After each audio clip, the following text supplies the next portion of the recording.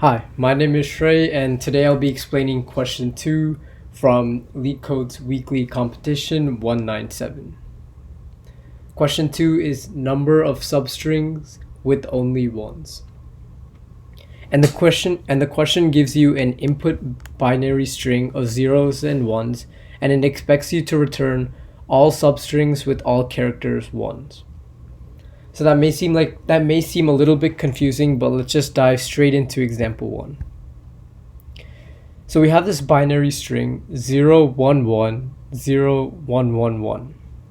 And we need to find the number of substrings with only ones as characters.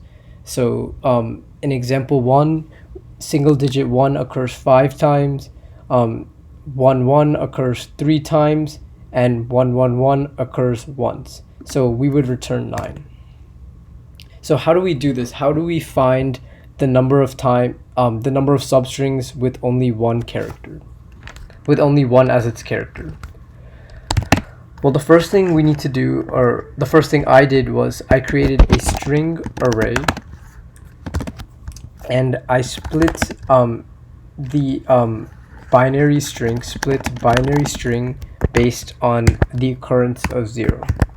So that seems a little bit confusing, but all that is every time there was a 0, I split the array. So I would have 1, 1 as the first element, and I would have 1, 1, 1 as a second element, because I split the string based on this 0 and this 0. And there's a function in Java which is string.split, which will automatically do that for you.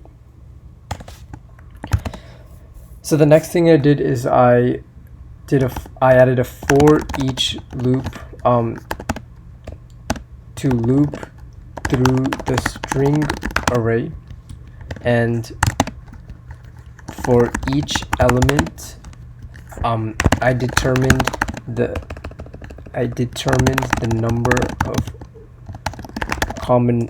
combinations of ones.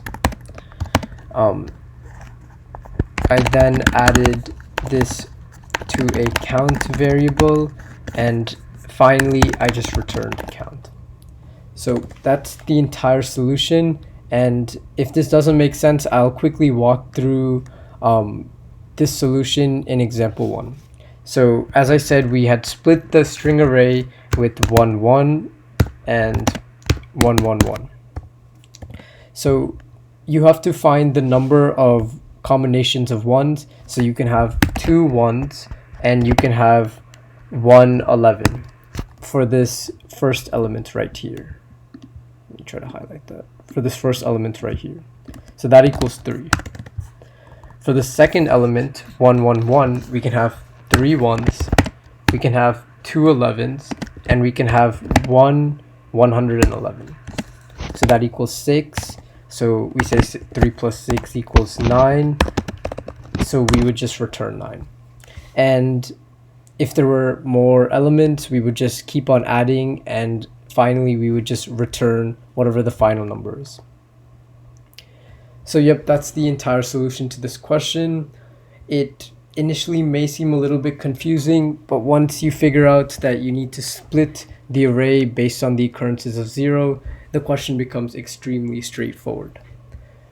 If you're still confused, just leave a comment down below and I'll do my best to explain it.